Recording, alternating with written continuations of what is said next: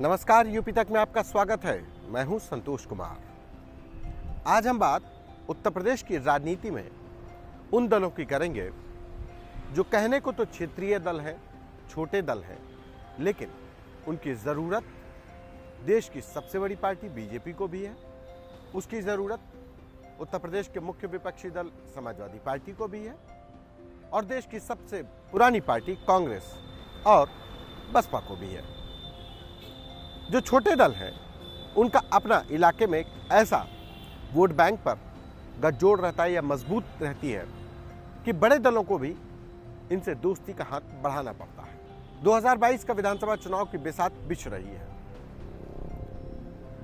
AIMIM chief Asaduddin Owaisi और ओम प्रकाश राजभर के बीच बैठकों का दौर बहुत तेजी से बढ़ने लगा है। ओम प्रकाश राजभर ने संकल्प भागीदारी मोर्चा बनाया है। उनके साथ 6 से 7 छोटे दल हैं जो एक साथ उनके साथ हैं। एक मंच उन्होंने दिया संकल्प भागीदारी मोर्चा के नाम पर। जो छोटे दल हैं उसमें ओम प्रकाश राजभर का कहना है कि उनके पास हर जाति के नुमाइंदगी है, हर जाति के जो नेता हैं वो उनके साथ हैं। और जो वोट बैंक की राजनीति है उत्तर प्रदेश में, वो जातिगत राजनीति बहुत ज़्यादा जड़ों तक फैली हुई है। यही वजह है कि आज कोई भी पार्टी हो, वो विकास के मुद्दे पर, कानून के मुद्दे पर या उम्मीदवार के चयन में उसकी शैक्षणिक योग्यता के मुद्दे के बजाय उसके जातिगत समीकरण को भी ध्यान में रखकर मैदान में उतारती है। पूर्वांचल की बात करें तो आगामी 2022 के विधानसभा चुनाव में जो सबसे बड़ा फैक्टर जो छोटे दलों में नजर आ रहा है वो ओम प्रकाश राजभर की जो सुहेलदेव भारतीय समाज पार्टी है उसका अपना अस्तित्व है। वो तमाम निषाद, केवट, तमाम उन लोगों की नुमाइंदगी करती है जिनको कि किसी ने भी सिर्फ वोट बैंक की तरह इस्तेमाल किया, जिनकी नुमाइंदगी नहीं हुई। मायावती भले ही पिछड़ों की, दलितों की नेता बन गई हो, लेकिन मायावती के साथ भी ये वोट बैंक अब छिटक चुका है और कहीं ना कहीं सुहेलदेव भारतीय समाज पार्टी के ओम प्रकाश राजभर है, उनके पास एक कहा जाए कि वो उनके पास वो वोट बैंक शिफ्ट हुआ है।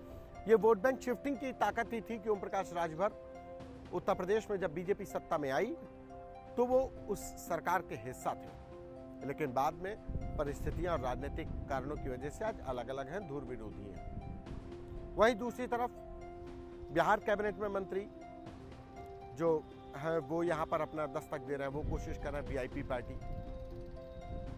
वो पार्टी अपने आप में कोशिश कर रही है कि जो दलितों का, जो पिछड़ों की जो वोट बैंक है उसको साध सके, जो बिहार से जो सटे हुए इलाके हैं उनको पकड़ा जा सके, वहां पर जातिगत जो वोट बैंक है उसको साधा जा सके।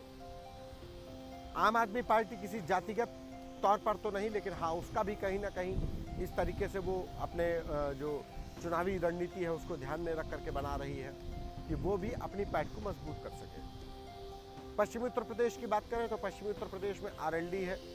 आरएलडी हालांकि कभी उत्तर प्रदेश की प्रमुख राजनीतिक दल हुआ करता था, लेकिन आज की डेट में वो हाशिए पर, उसकी हालत बद से बदतर है।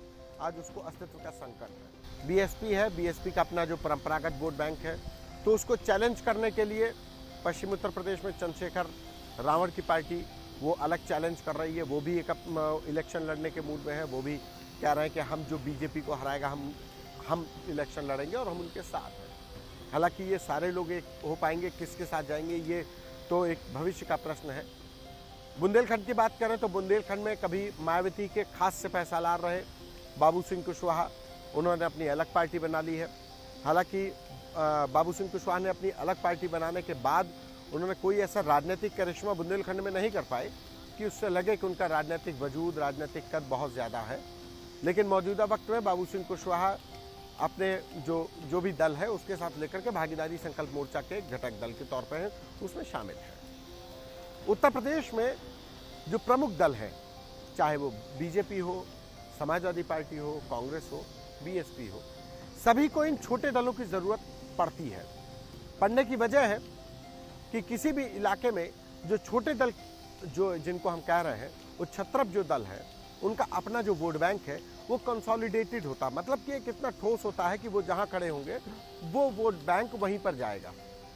उनको बीजेपी से मतलब नहीं है, उनको कांग्रेस से मतलब नहीं है, उनको राष्ट्र की नीति से मतलब नहीं है, उनको सिर्फ एक अपनी जातिगत जो उनका अपना ढांचा बना हुआ है, उसी जाति के ढांचे पर ही वो काम करते हैं, उनकी सोच रहती है और इसी का फायदा उठाते हुए तमाम बार जो राजनीतिक दल हैं वो अपने वजूद को कायम कर पाते हैं और उत्तर प्रदेश और तमाम जो बड़े जो दल हैं उनके साथ बार्गेनिंग कर पाते हैं। उत्तर प्रदेश में मौजूदा हालात में पश्चिम बंगाल से तृणमूल कांग्रेस भी पैर पसारने की कोशिश में लगी हुई है। आम आदमी पार्टी भी कोशिश में लगी हुई है कि वो कम से कम अपने अस्तित्व की जो लड़ाई लड़ रही है वो अपनी मौजूदगी उत्तर प्रदेश में 2022 के विधानसभा चुनाव में दिखा सके। वहीं जो संजय निषाद पार्टी है वो दिल्ली में मोदी एक्सपेंशन के बाद जो मोदी कैबिनेट का एक्सपेंशन हुआ उसमें नुमाइंदगी नहीं मिली तो वो खासे नाराज हैं। हालांकि उनकी कब बीजेपी के साथ गलबैयां चल रही थी, दोस्ती का भी राग अलाप रहे थे, लेकिन उसके बाद से अब जब एकदम से किनारे कर दिया गया तो निषाद पार्टी भी अब कहीं ना कहीं एक अलग घटक दल के तौर पर है। अब वो किसके साथ जाएगा, संकल्प भागीदारी मोर्चा के साथ जाएगा या अलग चुनाव लड़ेगा, ये अलग बात है, उन्होंने अपने पत्ते नहीं खोले हैं। दूसरी तरफ इलाहाबाद से लेकर के और जो आज प्रयागराज होगा, प्रयागराज से लेकर और चंदौली तक के बेल्ट में जो कुर्मी वोट बैंक है उसकी नुमाइंदगी अनुप्रिया पटेल करती हैं। अनुप्रिया पटेल को प्रधानमंत्री नरेंद्र मोदी ने अपनी कैबिनेट में अपना उनको पद दे दिया है, उनको हिस्सेदारी मिल गई है, तो कहीं ना कहीं वो पटेल वोट बैंक को भी साधने की कोशिश है। कुल मिलाकर ये कहा जा सकता है कि दल कोई भी हो, चाहे वो बीजेपी हो जो कहती है कि हम सारे विरोधियों पर भारी हैं, या समाजवादी पार्टी हो, या संकल्प भागीदारी मोर्चा जो कह रहा है कि हम अकेले ही ये मोर्चा उत्तर प्रदेश में बीजेपी को उखाड़ फेंकेगा।